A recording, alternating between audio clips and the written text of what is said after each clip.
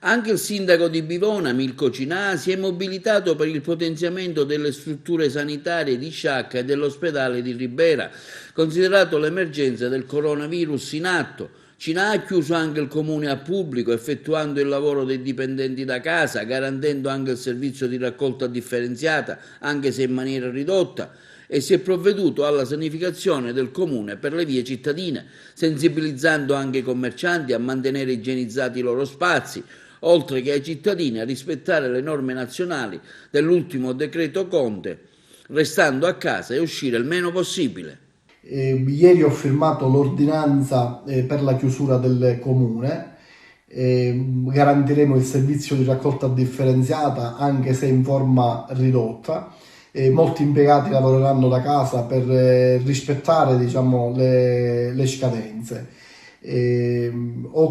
Qualche giorno fa abbiamo fatto l'intervento di sanificazione per le vie del paese e stiamo programmando altri interventi. Ho coinvolto degli agricoltori, nelle prossime ore ne coinvolgerò altri, per mettere a disposizione le loro attrezzature, i loro macchinari, per essere autonomi come comunità e poter fare la sanificazione del paese in qualunque momento.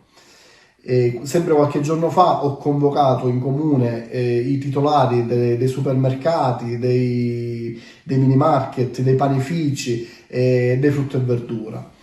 Ho dato loro del gel disinfettante per le mani, sia per loro che per gli utenti, e abbiamo stabilito assieme di fare un intervento di sanificazione 2 volte alla settimana. Per quanto riguarda i supermercati, la faranno loro, noi gli daremo il prodotto, e la faranno il mercoledì pomeriggio e la domenica, quindi rimarranno chiusi. Per quanto riguarda invece le altre attività, l'intervento lo faremo noi con i nostri operatori, che già ringrazio. Io vi faccio un appello affinché non uscite ogni giorno ad andare a fare la spesa. Fate la spesa per una settimana, per 10 giorni, per non ingolfare le attività commerciali, per la salute, a garanzia della salute vostra e della salute degli operatori che ogni giorno lavorano nelle attività, e voglio veramente ringraziare tutti loro di cuore per questo. Ieri abbiamo fatto una nota, una lettera a firma di 16 sindaci al Presidente della Repubblica Mattarella, dove abbiamo chiesto con forza di intercedere con il governo nazionale per potenziare quelle che sono le strutture ospedaliere siciliane, ma soprattutto quelle di Sciacca e di Ribera. E oggi è arrivata una notizia importante, che è quella che l'assessore Razza ha nominato un commissario ad acta per gestire l'emergenza negli ospedali di Ribera e di Sciacca, quindi anche a lui va il mio ringraziamento.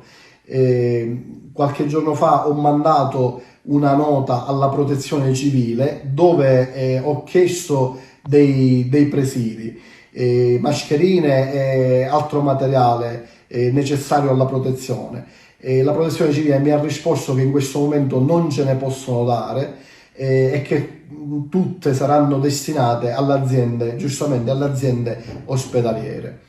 Ho coinvolto delle sarte, abbiamo sfruttato delle buone prassi che stanno facendo in altri posti e stiamo facendo delle mascherine in materiale TNT con all'interno garza idrofila sterilizzata. Cioè, mi appello al buonsenso di ognuno di voi, e devo dire che facendo delle verifiche giornalmente, la mattina, il pomeriggio e la sera, noto che la gente è poca, però mi appello magari a quella percentuale di persone, piccola percentuale di persone che ancora non ha capito la gravità della situazione che stiamo vivendo oggi.